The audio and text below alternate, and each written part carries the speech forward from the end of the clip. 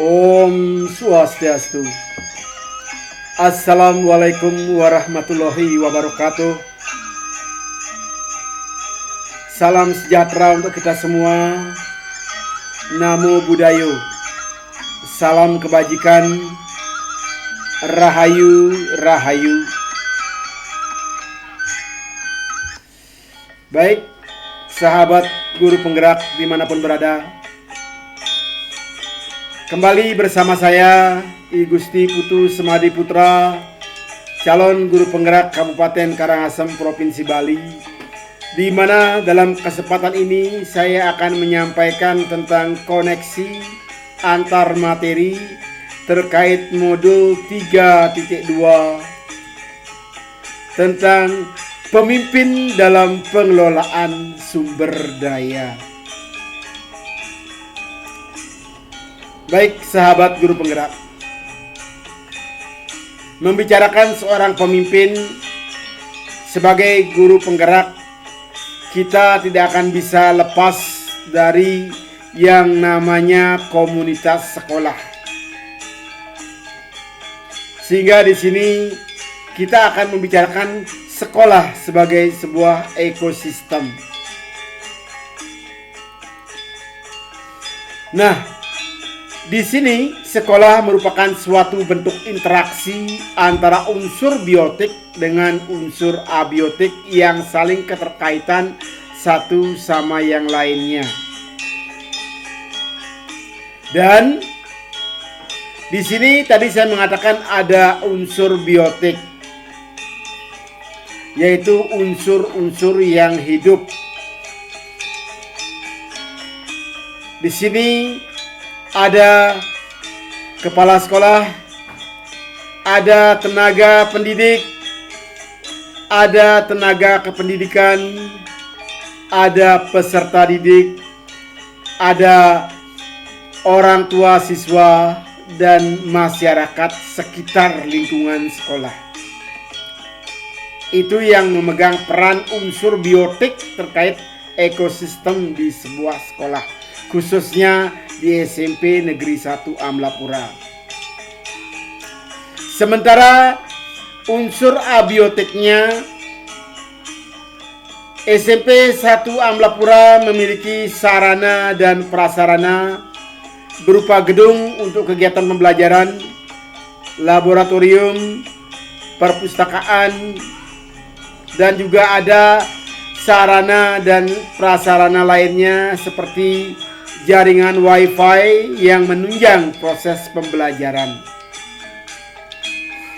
Juga yang termasuk unsur abiotik, dukungan sumber finansial. Nah, itulah unsur biotik dan unsur abiotik yang kita kenal dalam sebuah ekosistem di sebuah sekolah. Nah, sekarang sekolah pasti melakukan suatu proses pembelajaran.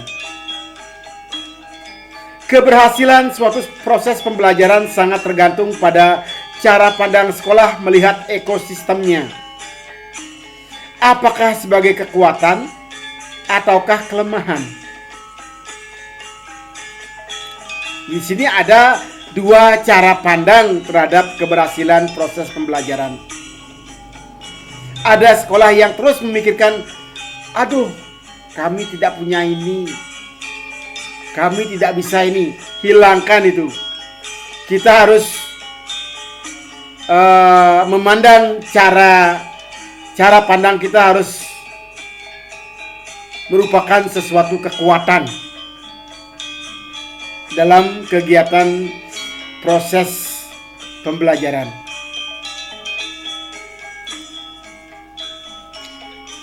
Nah, sekolah yang memandang bahwa semua yang dimiliki adalah kekuatan, maka tidak akan pernah memikirkan kekurangan, melainkan akan selalu berupaya memanfaatkan aset-aset yang dimiliki dengan maksimal.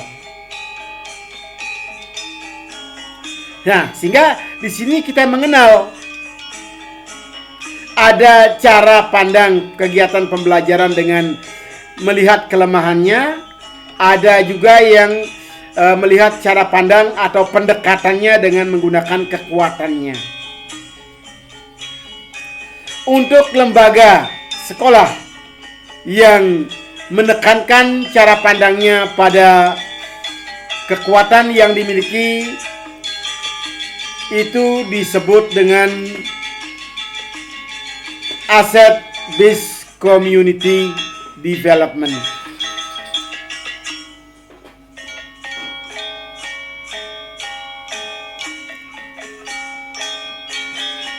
Itu untuk diketahui. Disinilah kita mengenal asset based community development. Nah, itulah konsep dari asset based community development, yaitu pendekatan berbasis aset. Di satu sisi ada juga yang karena berbasis aset dijadikan kekuatan. Pendekatan berbasis kekuatan atau kelebihan yang ada di sekolah itu. Tapi ada juga yang menggunakan konsep pendekatan berbasis kekurangan. Lalu apa sih yang membedakan antara pendekatan berbasis kekurangan dengan pendekatan berbasis aset? Mari kita simak dalam tabel berikut ini.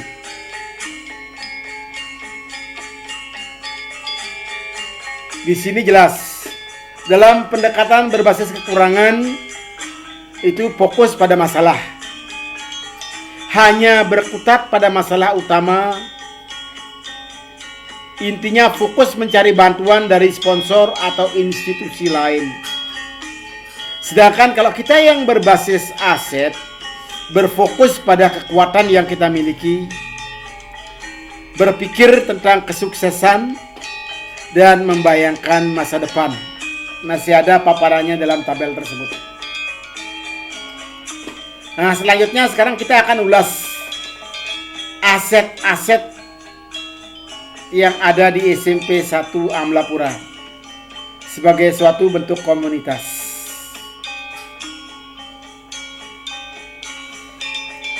Yang pertama, aset sumber daya manusia.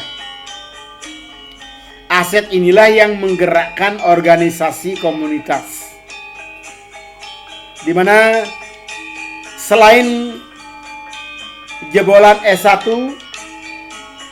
SMP Negeri 1 Amlapura juga memiliki beberapa jebolan S2. SMP Negeri 1 Amlapura memiliki guru yang berkarakter sebagai Google Master Trainer. Dan kini guru SMP Negeri 1 Amlapura tergabung dalam komunitas guru penggerak. Itu menjadi aset bagi SMP Negeri 1 Amlapura. Selanjutnya, aset sosial. Namanya sosial, hubungan sekolah dengan dalam kesatuan sosial. Guru-guru atau pendidik di SMP Negeri 1 Amlapura tergabung dalam wadah PGRI.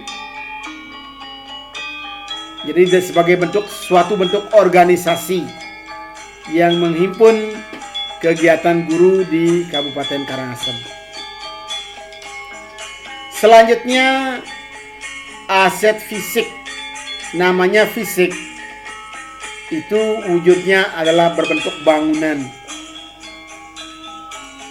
SMP 1 memiliki bukan hanya bangunan untuk belajar, melainkan juga memiliki beberapa laboratorium, memiliki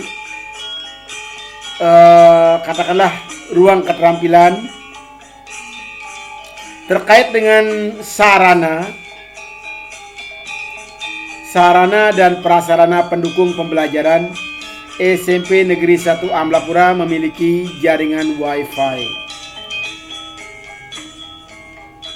Selanjutnya, aset sumber daya alam atau lingkungan. Jujur ya, suasana lingkungan di SMP Negeri 1 Amlapura sangat rindang, sehingga lumayan sejuk, dan secara otomatis anak-anak dan guru juga merasa nyaman berada di sekolah. Air bersih lancar, sirkulasi udara nyaman, sehingga kesimpulannya di sini lingkungan itu sangat mendukung untuk kegiatan pembelajaran di SMP Negeri 1 Amlapura.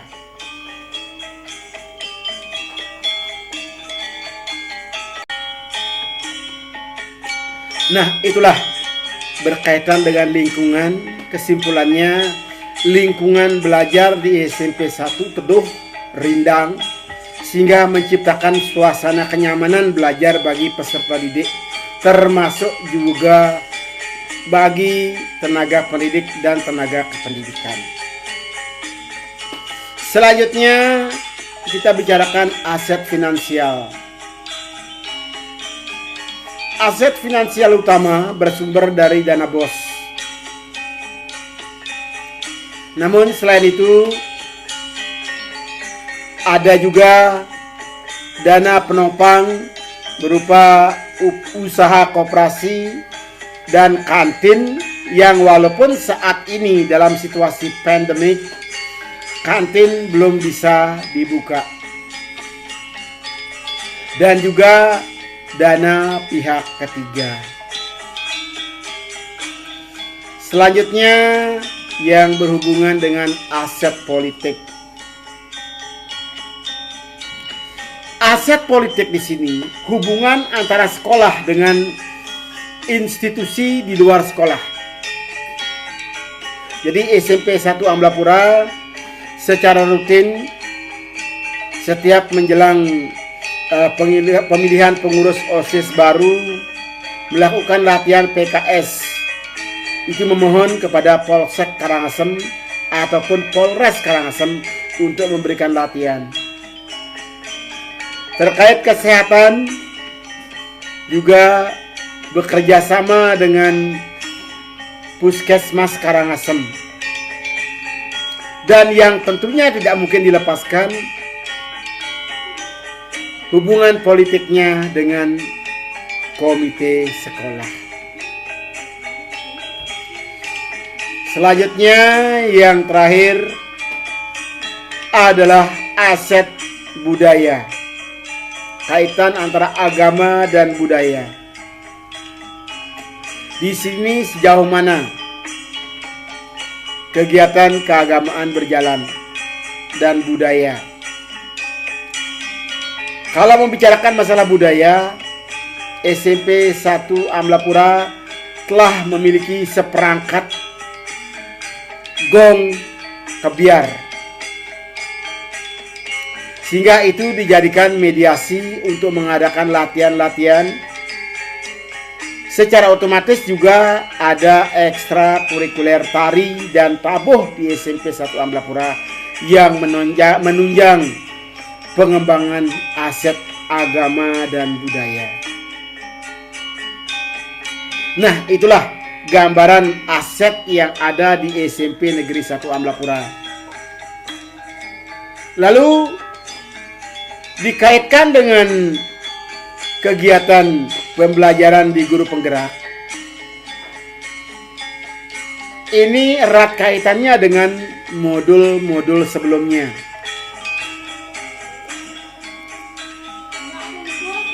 Yang pertama dikaitkan dengan modul 1, yaitu filosofi pembelajaran Ki Hajar Dewantara.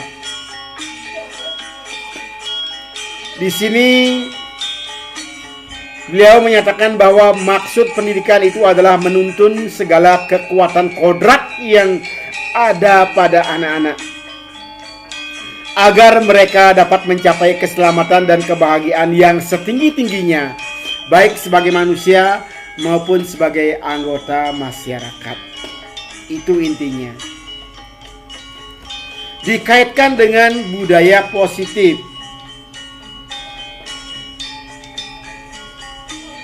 Hal-hal penting dalam membangun budaya positif. Tujuannya yang pertama untuk menumbuhkan karakter anak. Tujuan akhir dari disiplin adalah agar anak memahami perilaku mereka sendiri, mengambil inisiatif, menjadi bertanggung jawab atas pilihan mereka, dan menghargai diri mereka sendiri dan juga orang lain. Tindakan guru yang tepat yaitu dengan bertanya dan membuat kesepakatan agar mendorong motivasi intrinsik siswa. Selanjutnya dikaitkan dengan kompetensi sosial emosional.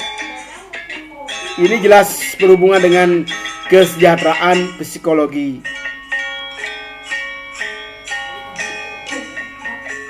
Yaitu well-being.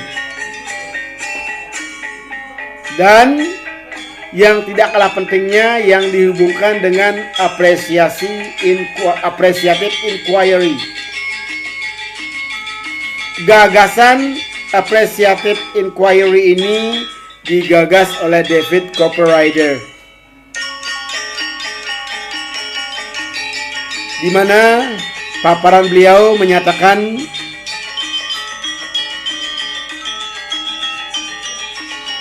bahwa seorang pemimpin